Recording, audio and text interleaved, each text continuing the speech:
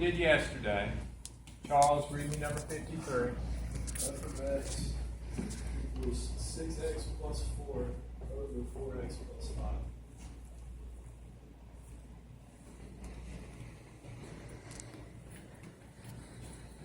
5. Over what? 4x plus 5. Alright, so I haven't really modeled one like this yet in fraction form. It's not that bad, but you'll be surprised the kids who struggle with this, or maybe not. Charles, what are you doing?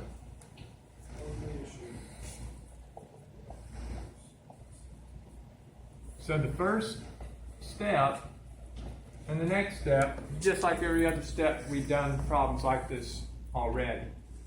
So the first step is that switch.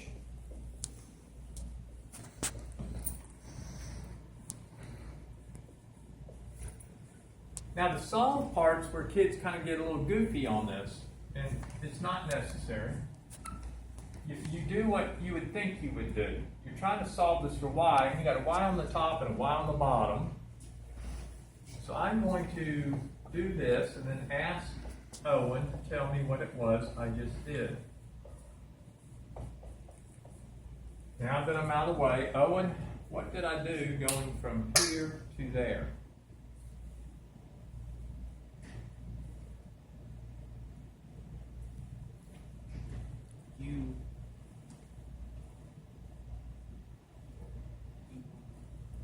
You multiply both sides. Good job. I sure did. I multiplied both sides by the denominator 4y plus 5. That's exactly what I did. Charles, you follow? Exactly correct.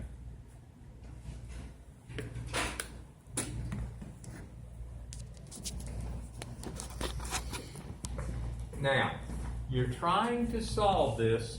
Charles, come. You're trying to solve this for y, and you got y over here and y over here. You don't go backwards.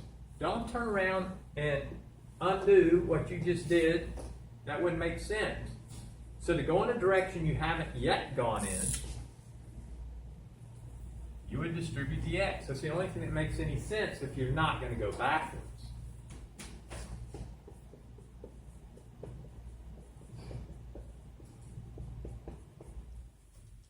Now, you got to constantly remind yourself that after you do this switch step, what it is you're doing. You're trying to solve for y. Now, look, you still got y here in the 4xy term. You got y here in the 6y term. You got to bring those together in order to solve for that y. You got to bring them together. You're not going to do it with them apart. Now, this is one of those can you chew gum and walk at the same time moves. How many things did I just do? Two. Two. Subtracting 6y from one side and 5x from another. I sure did. Sure did. Now, this is a step that even when I was teaching calculus year in, year out, doing this kind of work just messed with kids. Eventually they caught on. Once they saw me do it a couple of times, they went, okay. So I factored the y. Remember, we're trying to solve for y, so you don't want multiple y's in the equation. You want to end up with one y. Now, what do you think I'm going to do? Yes, I am.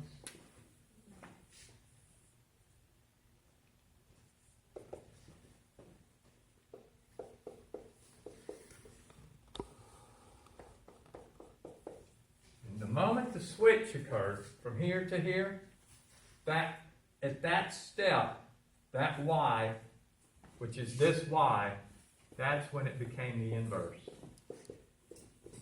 At that step.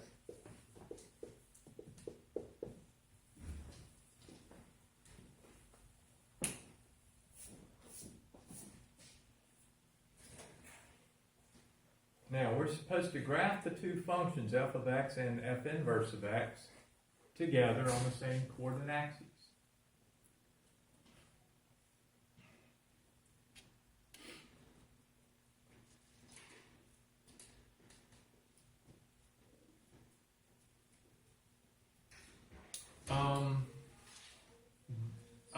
go ahead and tell you all this. For the test, if I asked you to find the inverse and the graph a function and the inverse together, I would not give you one like this. But it's good for you to rep out this, like weights, right? Yeah. You need to lift harder than you think you need to be able to use that strength in a game. But if you don't get stronger, then you might meet your match later. So we haven't gone into the depth yet in the course for graphing rational functions, but we will. All right, Webb, are you there? All right, good. All right, so I'm going to graph these two together, and later in the course we're going to go into the details of how to graph these functions. For now, I'm going to focus on doing one, and then use the whole reflection in the y equals x idea to get the other one graphed. Okay? Yeah? So.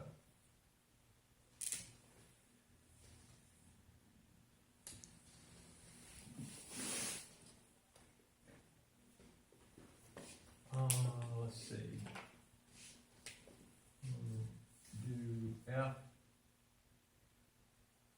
in green. Do F inverse in blue.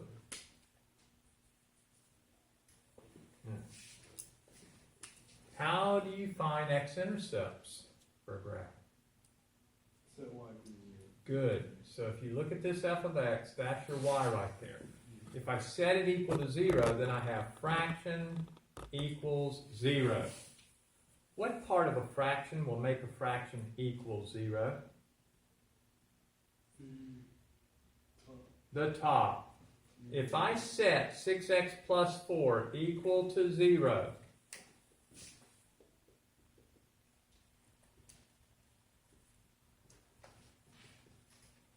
we're going to do three things at once. We're going to subtract 4, then divide 6, and then reduce. What will that give me? Subtract 4, divide 6, reduce. 2/3. What kind?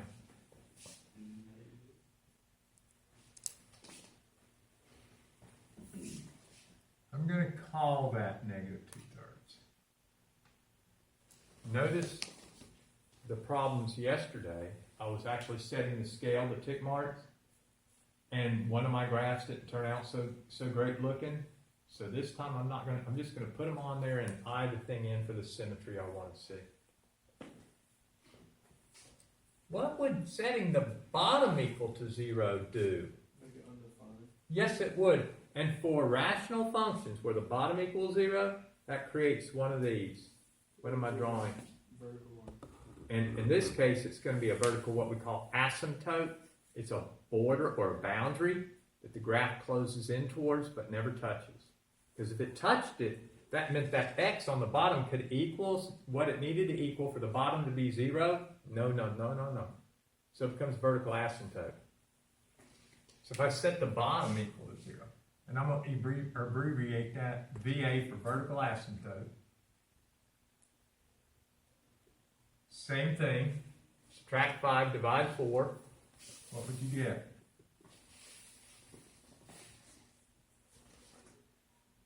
Negative 5/4. Compare that number to negative 2/3. And I don't mean exactly compare it, just give me an idea how it would compare. Wouldn't it be a little bit bigger? It'd be more negative. Or more negative? So that's negative 1 1/4. So that puts it out here farther. So here's how I eye that in. If that's negative 2/3, that'd be negative 1/3. Negative 1/3, negative 2/3, that'd be negative 1. And then a little bit more.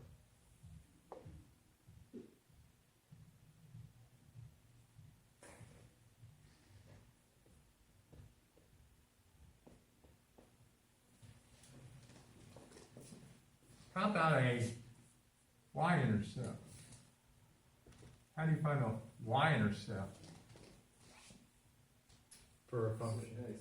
Set x equal to 0. If x is 0, 4 is up top. If x is 0, 5 is on the bottom. The y-intercept would be positive 4/5.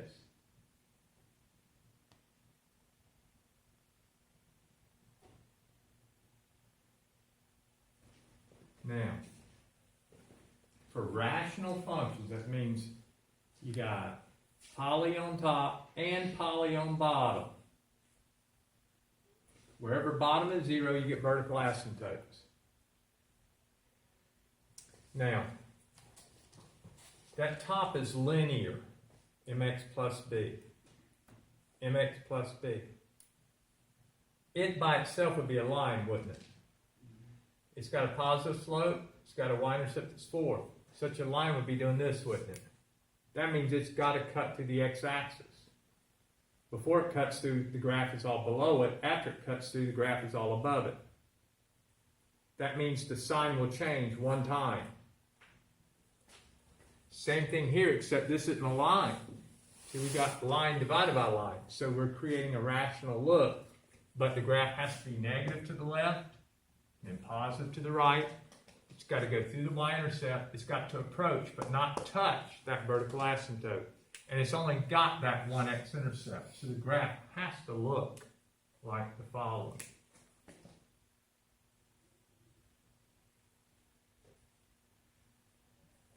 But that's just for the right side of the vertical asymptote. There are no more x-intercepts. None. That's the only one. That means when I move to this side of the vertical asymptote, the graph either has to be all up here or all down here. Now, one more thing I need to show you. And again, this is why I wouldn't put this on a test for y'all, because I haven't taught this lesson yet. I think pre-calc assumes you saw it in algebra 2. We didn't. This is a 6x plus 4, that's a 4x plus 5. The highest power term on the top is the x term. The highest power term on the bottom is the x term. I take the number in front of that x, the number in front of that x, and I divide and or reduce. The 6/4 reduce to what? Say 3/2. 3/2 is 1.5. That's bigger than 4/5. That gives me one of these. That's called a what? A horizontal what? Asymptote. Yep.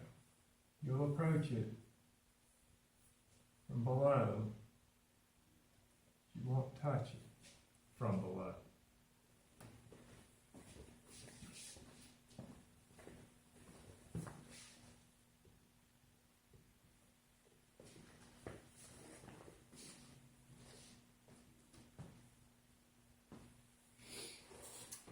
Now, pick a number that's smaller than -5/4, that's an easy number to do arithmetic on. Negative 3/4. Negative what? 3/4. To the left. And I want it easy. Easy number, because I'm going to plug it in and do arithmetic, so I want to be able to do it in my head. It needs to be an easy number. A number less than -5/4. Negative 8/4. What is that equal to? That's right. I just want to know simpler. Simpler than 8/4 is what? Yeah. That's simple. A lot simpler than plugging a fraction in, because here's what I'm going to do with that. Any number to the left would have worked. Closer's better, though, because I'm trying to figure out what's going to happen as soon as I move to this side of that asymptote. Farther away, not so good. Closer, that's better. So -2 is the best choice for easy. What is 6 times -2? Good. And what's -12 plus 4? -8. So the top will become -8. Now we're going to plug it in down here. What's 4 times -2? -8. Plus 5. -2. Now negative over negative is a positive. This is the same as 2 2/3, isn't it? Well, isn't 2 2/3 greater than 3/2, which is 1.5? That means on this side, here's where the rest of the graph is. It's going up towards that asymptote, coming down towards that horizontal asymptote. So you got that, you got this. That's the whole graph.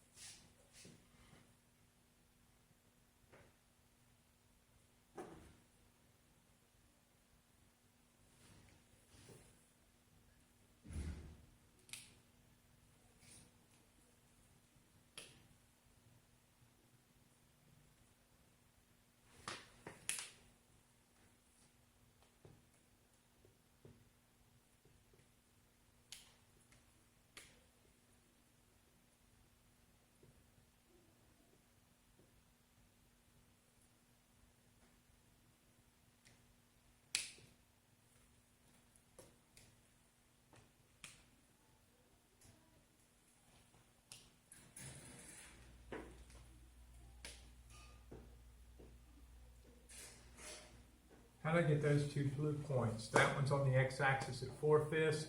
That's a y-intercept at -2/3. How do I get that? Domain range. To do inverse, they switch. Remember, we did a switch. It's a domain and range switch. What do you think that means about the asymptotes? This is the inverse, isn't it? If I set that equal to 0 and solve, wouldn't that give me x is 3/2? That used to be a horizontal asymptote. It's going to become a what? Vertical. To find the x-intercept, didn't I set that equal to 0? That'd give me 4/5. Well, that was the y-intercept. Now I see x-intercept. Yes? If I think about horizontal asymptote, it's going to end up being -5/4, which is -5/4, so the vertical asymptote becomes a horizontal asymptote. It all reflects, every bit of it. So I'm going to try to get those asymptotes in there. So -5/4, I'm going to come down here.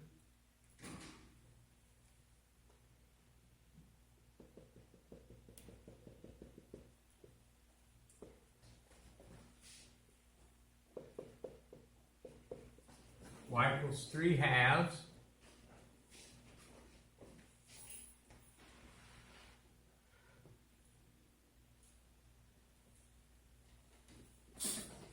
Comes a vertical asymptote.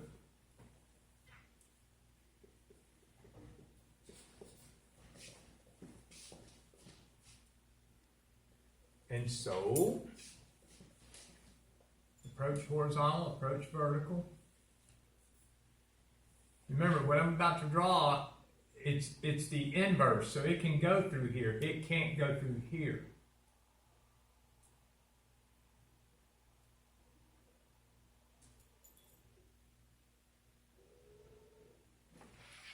And where's the other piece?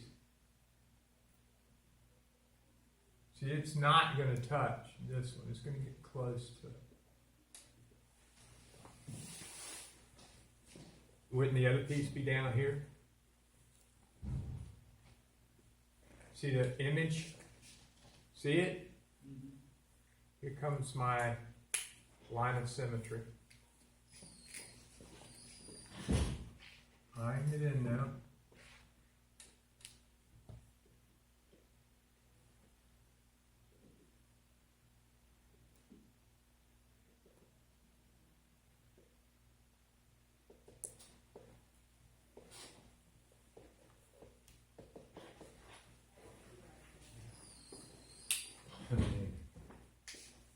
Man.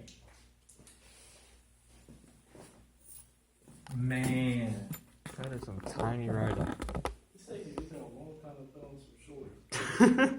She's not gonna come back. We know this. You know, if Katie didn't go to school, you know where he is. Yeah, if Katie's not at school, we know where. Did a I like that. Mr. Pileggi, that is a dandy problem. Wabbit. That is dandy. Hey, Wiley, are you there? What do you think? What do you think? I think it's a I think dandy. so. I think even if no one listened to me and they just came into the room from having, been getting some gummy bears or something, they'd go, man, that's some great art. I'd walk back out. That's some good art.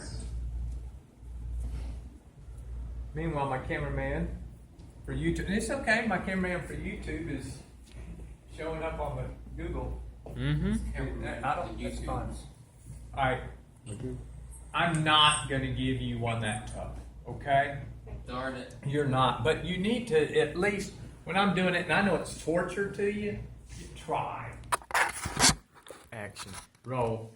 All right, what we're going to do now is learn how to solve little types of word problems based upon one of these three models. The complete descriptions as well as synonyms for these different types of variation are in chapter 1, section 9. There's 3 boxes there, and it tells you other ways to interpret these, but I'm keeping it simple in order to get it started.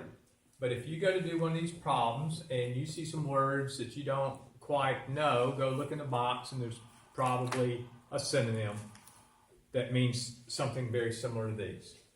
3 types of models: direct variation, inverse variation, joint variation. In words, before we start cranking numbers, direct variation means in whatever direction X is going, that's the direction Y is going, and vice versa. So if X is increasing, Y is increasing. If X is decreasing, Y is decreasing. Notice this is linear. This is linear.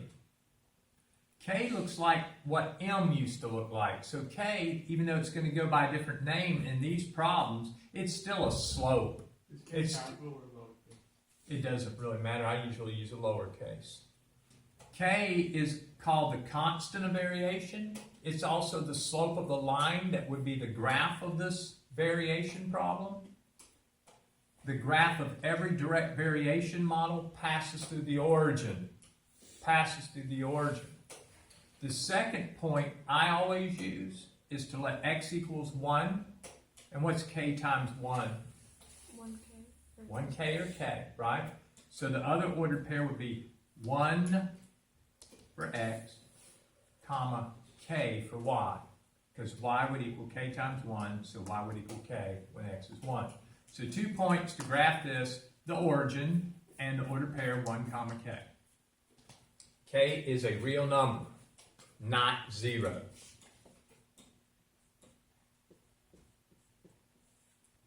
That would not be direct variation. That would just give you the x-axis if k were 0. Same thing here, same thing here. K is not 0. Not 0.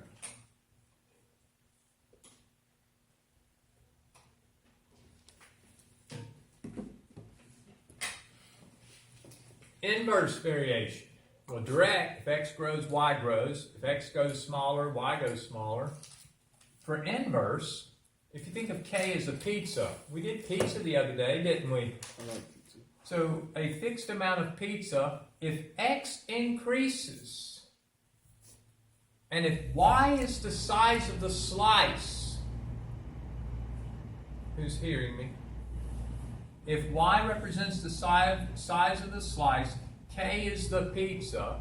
If x gets larger, what does that do to the size of the slice? 1 pizza. X is the number of slices.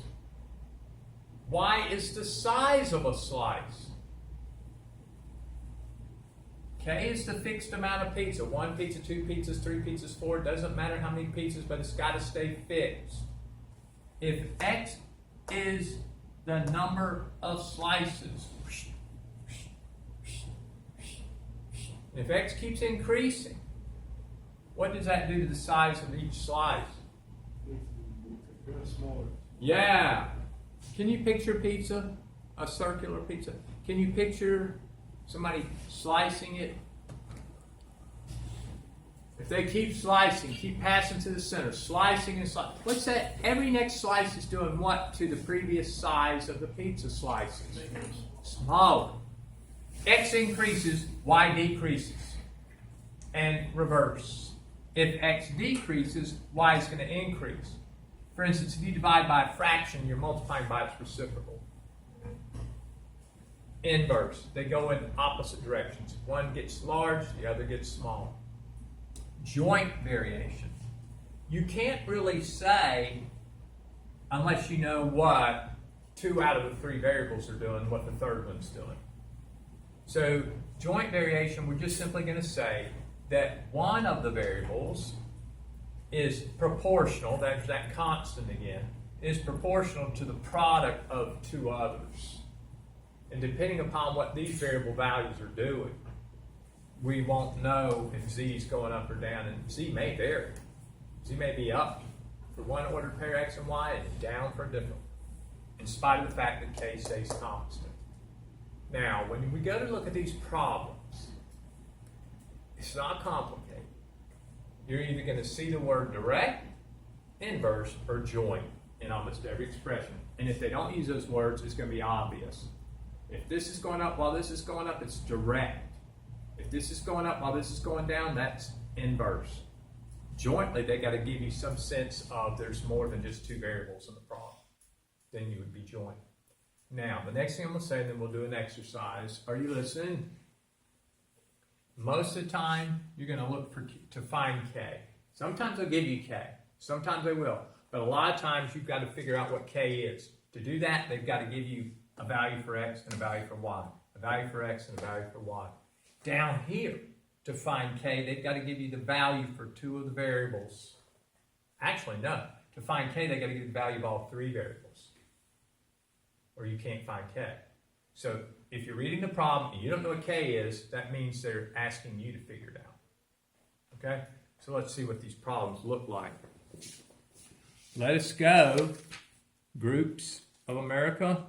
I'm not going to give you problems that will torture you. I will try to give you basic problems.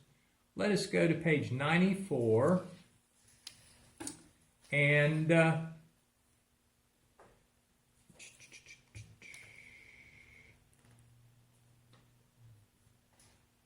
let's do number 22, page 94.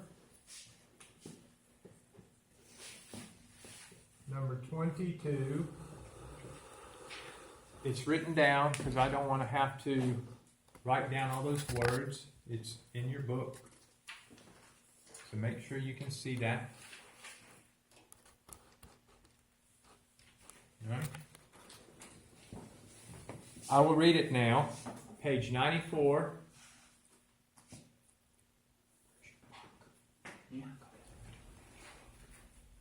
Page 94, number 22 reads as follows. Simple interest. Simple interest. Charles is investing the proceeds of his lawnmower business into what? A new lawnmower. Okay. Simple interest. The simple interest on an investment is directly proportional to the amount of the investment. Just that word right there. Which one of these do you think it's going to be? Yeah. I think it's going to be direct variation. The simple interest on an investment is directly proportional to the amount of the investment. By investing $5,000 in a municipal bond, Charles could do that with some of his money, you obtained an interest payment of $187.50 after 1 year. Find a mathematical model that gives the interest I for this municipal bond after 1 year in terms of the amount invested P. They're giving me the variables to use. I wrote the models in terms of Y, K, and X, didn't I? But they're telling me all this good stuff about direct proportionality, investing $5,000, the interest is $187.50. That happens after 1 year.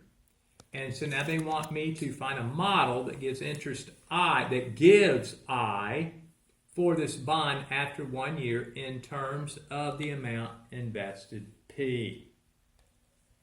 I in terms of P. Direct variation. I equals in terms of P. If you identified it as direct variation and they tell you what variables to use instead of y and x, you just do that. You with me? You just followed the lead of the words. Do what it said.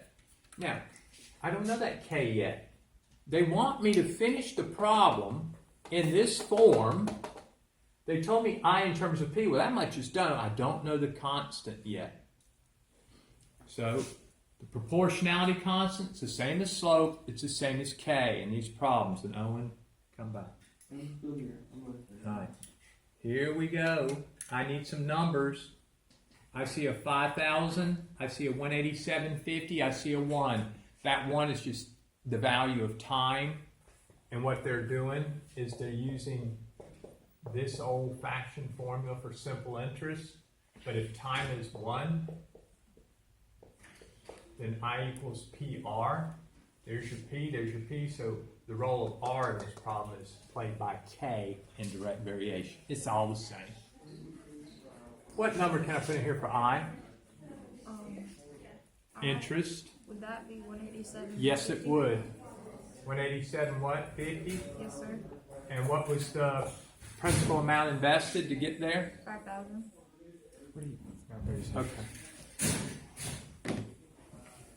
So if we divide both sides by 5,000,